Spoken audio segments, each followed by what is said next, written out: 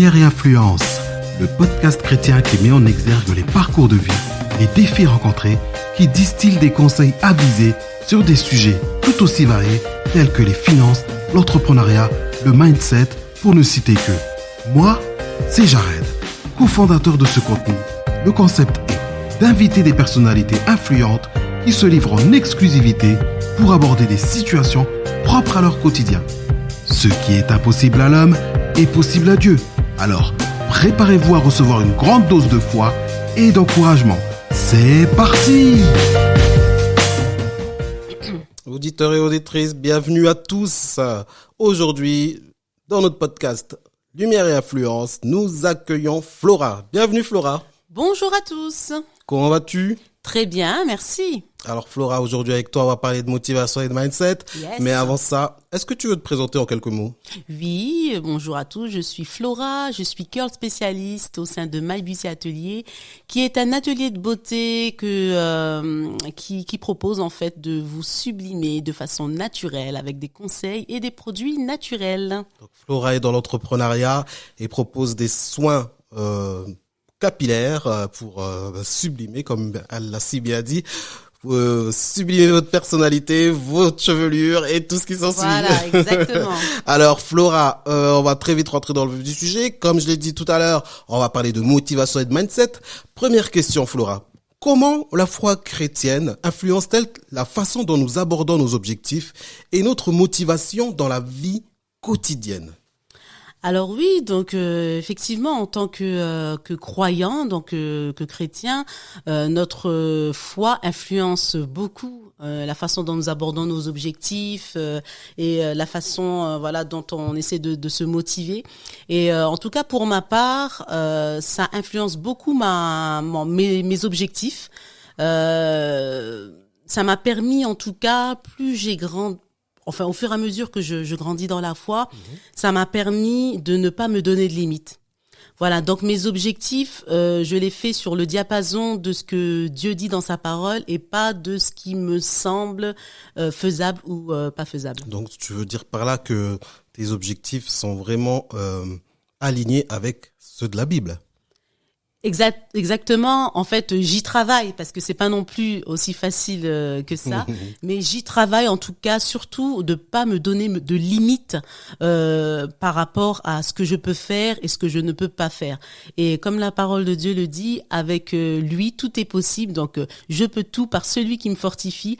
Et notre Dieu est le Dieu de l'impossible. Alors, même quand un objectif me semble inatteignable, je me remets entre les mains de Dieu, je regarde ce que Dieu dit par rapport à ça, et bien entendu, je me laisse aussi guider par le Saint-Esprit au possible. En tout cas, j'y travaille. C'est un travail de tous les jours. Je peux pas dire travail que de longue haleine. Voilà, je peux quotidien. pas dire comme ça que c'est facile à faire, mais en tout cas, j'y travaille parce que c'est vrai que dans l'entrepreneuriat, on rencontre beaucoup de hauts et de bas. C'est ce que j'allais dire justement. Toi, dans l'entrepreneuriat, dans ton activité tous les jours. Est-ce que les objectifs que tu te fixes sont bien en adéquation avec ta foi chrétienne ou parfois tu peux partir sur d'autres objectifs qui ne sont pas forcément en lien avec Pour être sincère, au début, mes objectifs étaient, on va dire, très simples, très bas.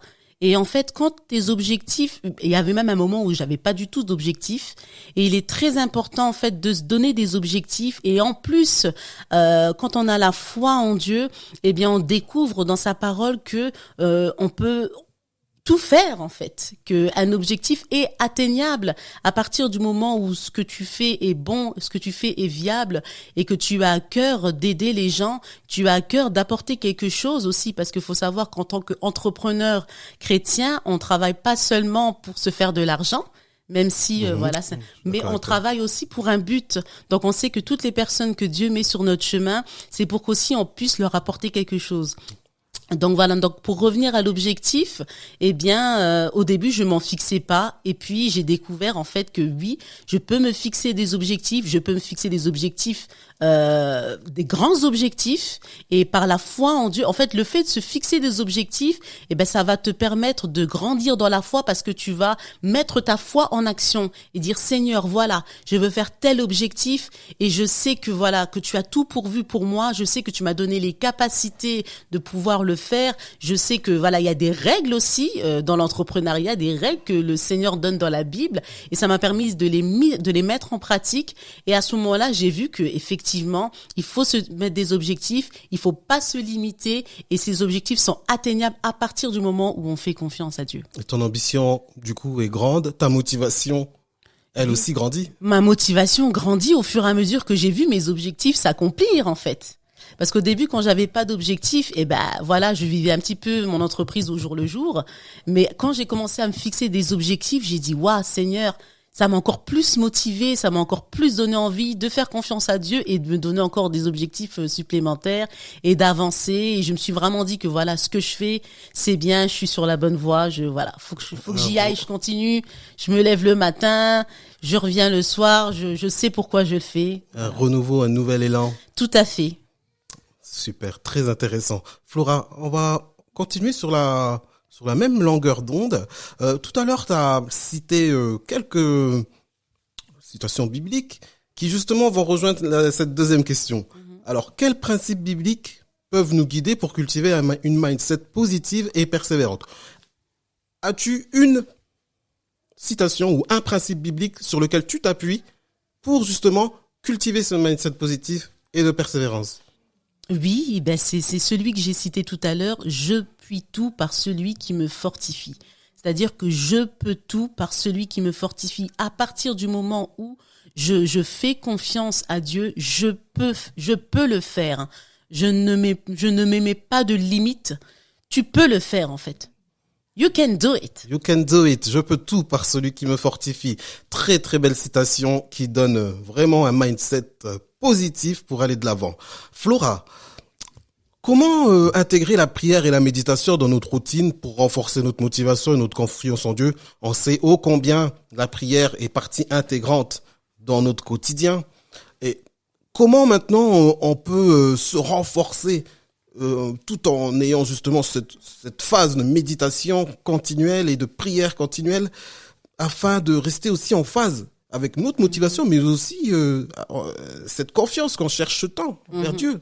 Oui, alors je vais parler pour moi parce que je pense qu'il y a beaucoup de personnes qui sont dans le même cas que moi. Quand on est entrepreneur, maman, qu'on sert aussi dans son église locale et qu'on est multitâche. Voilà, on est très polyvalent, on fait beaucoup de choses. Eh bien, on peut se retrouver très vite surchargé toute la journée et ne pas avoir de temps pour cultiver sa relation avec Dieu. Alors moi, ce que je fais, c'est que tu sais, il y a une parole dans la Bible où il est dit que en tout temps faites des prières. Voilà. Donc pour moi, j'essaye quand même de me définir des moments de la journée où je peux pas rater. Il faut que j'ai ce moment de communion avec Dieu, c'est le matin, à mon réveil. Voilà, il faut que j'ai ce moment de communion, c'est le moment le plus calme de la journée, on va dire. Avant de commencer quoi que ce soit, il faut que j'ai ce moment de communion avec le Seigneur pour lui remettre ma journée, pour lui demander qu'il puisse me guider. Et ensuite, tout au long de la journée, en fait, j'essaie de cultiver la présence de Dieu. Donc, c'est-à-dire... Quand tu dis cultiver la présence de Dieu, justement, je pense que t'allais y venir. Voilà, donc cultiver la présence de Dieu, c'est-à-dire s'efforcer à avoir conscience qu'il est tout le temps avec nous. Parce que des fois, on a l'impression que Dieu est avec nous que au moment où on fait appel à lui. Or qu'il est tout le temps là, il est partout avec nous, il nous accompagne partout. Il faut avoir conscience vraiment de ça. Et je pense que à n'importe quel moment de la journée, je peux avoir une pensée pour le Seigneur, je peux communiquer même sans parler avec le Saint-Esprit dans mon esprit. Oui, c'est vrai, parce qu'on pense souvent que on est obligé d'avoir des mots audibles pour parler avec Dieu, alors qu'on peut parler aussi dans notre tête. Tu peux parler dans ta tête. Dieu connaît toutes nos pensées. Donc tu peux avoir une pensée vers le Seigneur sans même ouvrir la bouche. Il y a des moments où j'aime beaucoup louer le Seigneur. J'allais te poser la question, est-ce que tu chantes? Oui, je chante.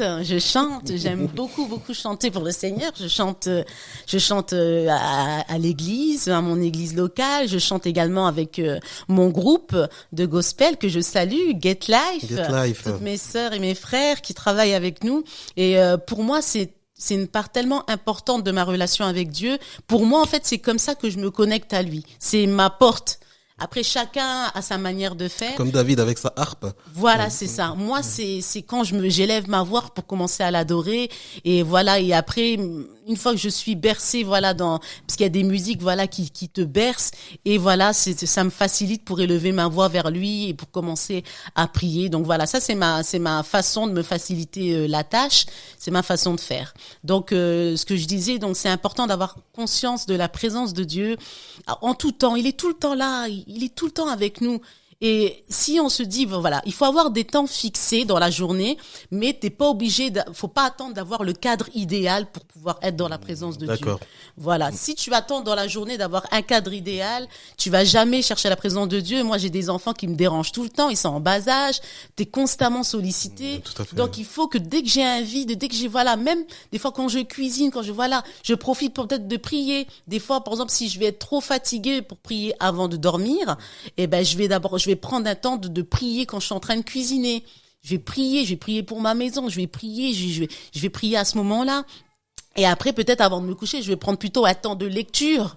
Et peut-être après, très tôt à l'aube, je vais reprendre un temps de prière. Donc voilà, il faut pas se donner de limites, il n'y a pas de règles en fait. Exactement. Il faut avoir conscience de la présence de Dieu tout le temps. Après, c'est vrai que la Bible aussi dit qu'il y a des moments plus favorables pour prier parce que il y a des activités aussi spirituelles outils du monde des ténèbres. Il y a des moments stratégiques comme à midi, à minuit, etc. Mais voilà, quand on est très occupé, il faut pas culpabiliser, mais il faut avoir conscience de la présence de Dieu tout le temps. Et bien sûr, il faut s'efforcer quand même de prendre des temps dans sa présence, des temps fixés aussi, parce que sinon, c'est l'anarchie. Il faut quand même s'organiser. Et puis des temps de lecture aussi. Moi, ce qui m'aide aussi, une petite astuce, c'est que j'écoute des podcasts. Voilà. Très bien. Ça, voilà, des petits shorts, des fois des petites prédications sur YouTube. Je fais beaucoup de routes. Ça me permet aussi de méditer la parole de Dieu. Et je lis aussi des livres aussi chrétiens qui me permettent, voilà, de mettre des versets dans leur contexte, etc. et de méditer sur ça. Donc ça peut aider aussi. Voilà, il y a plein de petites astuces pour préserver la relation et la confiance en Dieu, parce que ça se cultive, c'est ça. Justement, on y arrive. On y arrive sur la confiance. En quoi la gratitude et la confiance en Dieu peuvent-elles contribuer à maintenir une attitude motivée malgré les défis? Il y a la gratitude, c'est tellement important, la confiance en Dieu. Déjà, la Bible nous dit, soyez toujours reconnaissants. On a toujours une raison d'être reconnaissant. Personne peut dire qu'aujourd'hui Dieu n'a rien fait pour moi. Quand tu te réveilles et que tu respires normalement, eh bien c'est une raison pour être reconnaissant. Donc la gratitude, dire merci au Seigneur pour ce qu'il nous donne, pour ce qu'on a, ça nous permet vraiment de maintenir, de rester motivés malgré les difficultés, malgré les défis. Et aussi quand on est dans des défis, aussi ce que je voulais dire, c'est que par rapport à le fait de rendre grâce à Dieu, d'être dans la gratitude, on a souvent tendance à être des insatisfaits. C'est-à-dire qu'on veut toujours plus mais on n'est jamais reconnaissant de ce qu'on a. Donc des fois, une forme d'ingratitude, tu veux dire. Voilà, des fois on est ingrat, c'est-à-dire que voilà, Seigneur, tu fais ça pour moi, mais je veux encore ça. Donc t'as même pas encore dit merci au Seigneur pour ce qu'il t'a donné, pour ce qu'il a fait, que tu commences déjà à demander autre chose, que t'en veux encore et encore. Donc c'est tellement important d'être reconnaissant, parce que quand t'es reconnaissant, tu lui dis merci, tu dis merci Seigneur, et je te fais encore confiance pour demain. Donc ça, pour rester motivé, c'est très très important. Donc c'est ça qui t'aide à maintenir une attitude pleine de motivation. Exactement, parce que Dieu ne me déçoit jamais et Dieu ne déçoit jamais personne. À partir du moment où on lui fait confiance, tu ne seras jamais déçu. La parole de Dieu le dit, que celui qui se confie à lui ne sera jamais confus. Donc à aucun moment le Seigneur va te laisser tomber si tu es reconnaissant et que tu lui fais confiance. Et ça, le fait de voir justement qu'il ne te laisse pas tomber, qu'il est là avec toi, eh ben ça va te motiver de plus belle. Et malgré tes défis. Malgré les défis, Dieu est là avec nous, il est là dans tous les défis. Il y a beaucoup de versets dans la Bible qui nous le dit. Et vraiment, si on les met en pratique, si on y croit, si on s'accroche à ça, on va aller que de gloire en gloire et de victoire en victoire. Voilà, Dieu a dit que si tu traverses, c'est un passage que j'aime beaucoup, si je peux le citer Mais rapidement. bien sûr. Je paraphrase, bien sûr. Bien sûr. Il a dit, si tu traverses les fleuves, ils ne te submergeront pas. Si tu traverses le feu, la flamme ne t'embrasera pas. Ça veut dire que tu peux traverser des défis, des difficultés. Mais du moment que tu es reconnaissant que Dieu est avec toi, que tu lui fais confiance, qu'il te tient par la main, que c'est lui qui trace ton chemin, eh ben, tu es motivé, tu y restes. Voilà. C'est aussi une forme d'humilité envers Dieu. Exactement, bien sûr, parce Et que de nous reconnaître dépendons de lui. qu'il est lui seul le possesseur, le détenteur de notre vie. Tout à fait, nous dépendons de lui. Si c'est bien ça que tu veux dire. Bien sûr, on dépend de Dieu. Soki masi andenga yoyo sinakufa kala. Je sais pas pourquoi cette chanson me vient, mais c'est tellement vrai. Est-ce que tu peux nous traduire cette... Oui, Sokiyote, c'est-à-dire si c'était pas toi, mais je suis déjà morte, je suis déjà perdue. C'est en Donc, lingala, je précise. Voilà, Pour ceux qui... notre vie dépend tellement de lui et je pense que le fait d'en avoir conscience, c'est tellement important et ça nous tient en fait, ça nous tient dans les épreuves parce que ma vie dépend de Dieu même si de gauche à droite je reçois des claques, je sais que ma vie est entre les mains du Seigneur. Regardons Job qui a été Justement, Oui. La question suivante, elle Exact. rejoint tout à fait ce que tu vas en tout cas exprimer, c'est que comment surmonter les moments de doute ou de découragement à la lumière de la foi chrétienne, parce que Job était un modèle pour Dieu. On a tous compris que ce qui lui arrivait était anormal. C'est ça, Mm. oui. Mais il a eu aussi des moments de doute et de découragement. On sait qu'il y a combien des gens qui sont venus le voir et parfois de mauvais conseils. Mhm. À toi, par rapport à ta situation, comment toi tu surmontes ces moments de doute? Alors oui, pour les moments de doute, c'est le fait de savoir que Dieu est avec moi justement. Et pour moi ça me suffit, ça me va, parce que on n'a pas toujours la chance d'avoir autour de nous des personnes qui vont nous encourager, nous relever ou nous apporter une parole. Des fois, ça peut arriver que oui, mais des fois tu vas te retrouver dans une situation ou dans un moment noir où finalement personne ne vient à toi pour te donner une parole, T'es seul, quoi. d'encouragement, ou t'es seul, entouré mais seul. Parce que peut-être que tu as décidé de pas en parler à quelqu'un, peut-être que tu as décidé de traverser ce moment seul, mais tu sais que Dieu est avec toi. Et pour moi, c'est le plus important de savoir que Dieu est là, Dieu est avec moi. Et au final, on l'a bien vu avec Job, ce qu'il a maintenu, c'est sa confiance en Dieu. Parce que lui, malheureusement, même sa femme lui a dit d'abandonner Dieu. Ses amis, ils l'ont dit certainement, ils l'ont fait culpabiliser, lui dire t'as certainement péché et tout. Et des fois, tu veux pas en parler à quelqu'un parce que t'as pas envie justement qu'on vienne te culpabiliser. T'as juste envie de savoir que Dieu est avec toi et que il te lâche pas. Voilà. Pour moi, c'est la chose la plus importante. Et ton entourage, comment tu t'entoures? Alors moi, j'ai la chance quand même d'avoir un très bon entourage. Je suis bien entourée par ma famille, par mes amis. On va dire que je choisis les personnes qui m'entourent. Je choisis les personnes que je veux à écouter. Ça, c'est important, parce qu'on peut connaître beaucoup. Je connais beaucoup de gens, mais très peu de gens. Mais j'écoute très peu de gens. Voilà. J'essaye vraiment de prendre ce qui parle à mon esprit, qui est positif et qui est de bons conseils aussi, parce que des fois il faut aussi entendre des choses qui sont contraires à ce qu'on pense, parce qu'il faut aussi avoir le chaud et le froid. Oui. Parce que faut pas penser qu'on a toujours la science infuse, hein. Ça, c'est très Exactement, mauvais. Donc, c'est bien aussi d'entendre un peu des critiques positives, constructives, d'avis différents. Non, je suis bien entourée, gloire à Dieu, par des gens qui sont motivés, qui ont la parole, qui ont la foi. Oh, merci Seigneur pour mon entourage. Super, très très bien. Alors Flora, comment équilibrer l'ambition personnelle avec la volonté de Dieu pour notre vie? Il se peut que j'ai des ambitions très hautes, très élevées. Je veux gagner des millions d'euros, je veux avoir 70 000 salariés. Comment j'aligne ça avec la volonté de Dieu? Eh bien, tout simplement en lui demandant et en se laissant guider.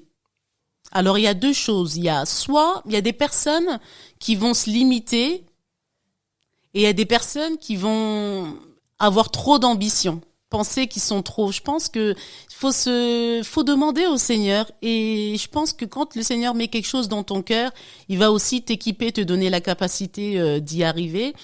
Et si tu lui fais confiance, il va t'ouvrir les portes que personne ne peut ouvrir, parce qu'il faut dire les choses telles qu'elles sont, hein. Quand on est en relation avec le Seigneur, on bénéficie d'une faveur qui est inexplicable parfois. Dieu ouvre des portes, il met des gens à côté de toi que jamais peut-être ça ne serait passé si tu n'étais pas en relation avec le Seigneur. Et par rapport aux ambitions, faut qu'elles soient à la lumière de ce que Dieu veut pour toi. Voilà, faut pas être trop en dessous. Voilà, faut pas se limiter, je dis toujours, faut pas se limiter, mais faut pas non plus se croire, faut pas être dans l'orgueil. Voilà. D'accord. C'est ça, la limite, c'est l'orgueil. Mais il faut pas se limiter, mais il faut pas être dans l'orgueil non plus. Toi, concrètement, sans langue de bois, quelle est ta méthode, toi, pour Moi, concrètement, entendre la voix de Dieu et suivre ses directives? moi, pour entendre la voix de Dieu, moi, personnellement, Dieu me parle de différentes manières. Des fois, c'est le témoignage intérieur. Voilà, quand je sens à l'intérieur de moi que c'est la bonne chose, pour moi, Dieu m'a parlé. Des fois, ça peut être par sa parole. Je vais tomber sur un passage où il me parle. Et des fois, ça peut aussi être que, voilà, j'entends sa voix au fond de mon cœur. Voilà. Et c'est là, je sais que ça veut pas dire que je fais pas d'erreurs. J'en ai fait beaucoup. Et c'est justement à cause de ces erreurs-là que j'ai décidé de maintenant, pour chaque détail de mon business et de ma vie, je vais demander au Seigneur. Et des fois, Dieu va te parler d'une autre manière, peut-être à travers quelqu'un d'autre ou peut-être à travers un signe. Voilà. Il y a des fois, il y a des signes qui font que non, faut pas que tu le fasses, et voilà, quoi. C'est très important ce que tu dis, Flora, parce que finalement, les conséquences de tes erreurs deviennent une leçon, Oui. des leçons qui te permettent de gérer différemment C'est ça. cette Réajuster. approche avec le Seigneur. Très intéressant. Flora, dernière question avant de terminer notre podcast. Elle rejoint sans doute la précédente. Comment remettre à Dieu nos peurs et nos incertitudes qui pourraient nuire à notre motivation? Et là, je parle vraiment de motivation. Ouais. Franchement, quand je suis démotivée, j'essaye de me réaffirmer mon identité. C'est-à-dire que Dieu dit que voilà, que je peux tout par que je peux tout par lui, qui m'a donné des capacités, qui m'a donné des dons, qui m'a donné que sa grâce est avec moi, que sa faveur est sur moi. Voilà, j'essaie de prendre toutes ces choses et de me les réattribuer. Parce que des fois, il peut y arriver des choses, on peut tellement être découragé des fois par une mauvaise expérience. Et donc moi, vraiment, pour surmonter mes peurs, mes incertitudes et pour rester motivé, je me remets à mon identité, en fait. J'essaie de me rappeler qui je suis et pourquoi aussi je le fais aussi. Voilà. Pourquoi c'est important de se rappeler qui tu es en Jésus, en Dieu? Parce que c'est biblique. Quand même. Oui. Pourquoi c'est si important de retrouver cette identité propre qui est celle d'un chrétien? Pour moi, c'est important parce que déjà, c'est le pourquoi je suis. C'est le pourquoi je suis et ça donne un sens à ce que je fais. Et également, parce que c'est important pour garder la foi. Très bien. C'est important pour que faut que ce soit vraiment très clair dans mon esprit pour pas me laisser balader par la première épreuve qui va venir souffler sur moi. Parce que c'est tellement facile d'être découragé. On a tellement de mauvaises nouvelles. Voilà, c'est me réaffirmer mon identité, c'est vraiment ça qui va faire que non. Comme je sais qui je suis, je sais que Dieu m'abandonnera jamais, je sais que il a un plan pour moi, que je suis pas là par hasard, que ce que je fais, ça fait partie de son plan et que je peux pas laisser tomber. Parce que si je laisse tomber, je suis en train de foutre en l'air le plan de Dieu. Tu vois. Okay. Donc ça donne un sens à ce que je fais, ça donne un sens à qui je suis et voilà, je me réfère à ça. Ça donne un sens à ce que je fais, ça donne un sens à qui je suis. Très belle phrase qui a beaucoup de sens, justement. Flora, avant de terminer ce podcast, qui a été très enrichissant, un mot pour nos auditeurs, un mot de mindset, un mot de motivation pour ceux qui nous écoutent. Alors pour vous encourager, je vais revenir sur ce que j'ai dit en tout premier, c'est que tu peux tout par celui qui te fortifie. Donc n'abandonne pas. Et si tu viens de découvrir la foi, la notion de la foi à travers ce podcast, sache que Dieu a un plan divin pour toi, qu'il t'a donné des capacités et que tu peux le faire. Voilà, tu peux le faire et il veut t'accompagner dans ton parcours. Il veut te donner un sens à ta vie. Il veut il veut te donner un sens à ta vie, il veut t'accompagner et il t'aime. Voilà.